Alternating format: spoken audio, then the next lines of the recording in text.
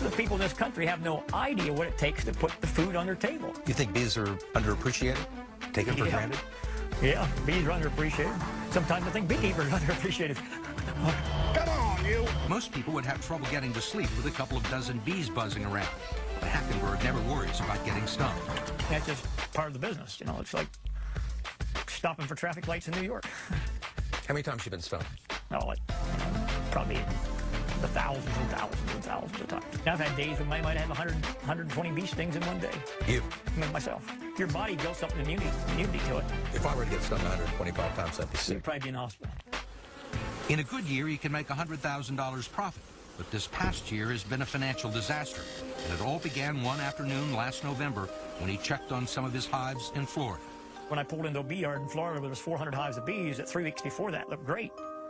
And all of a sudden, here we got roughly 400 beehives that are totally empty. The bees were all gone. They're gone. I mean, where'd they go? Don't know.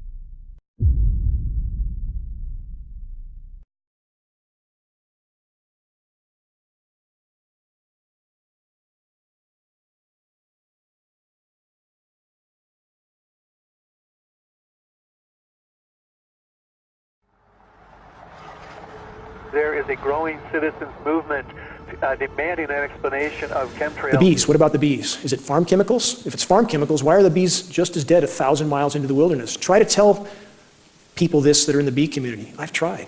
Most won't listen. I've talked to some of the head people in the country. They want to stay in their cocoons. They've been taught and trained that unless it says in their peer-reviewed, establishment-approved manual that there's something going on in our skies, then it literally doesn't exist in their reality. The bee collapse disorder appears to be most directly related to geoengineering and the radio frequency signals. One more article, A World Without Bees. Einstein said, 4 years after the bees disappear, so will humans. We're on that track now. There are so many directions that the walls are closing in factors that lead back to geoengineering.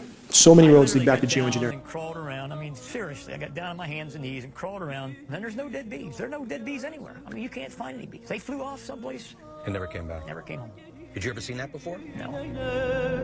Tez günden ayırdı felek, eğlen suna gelin eğlen suna.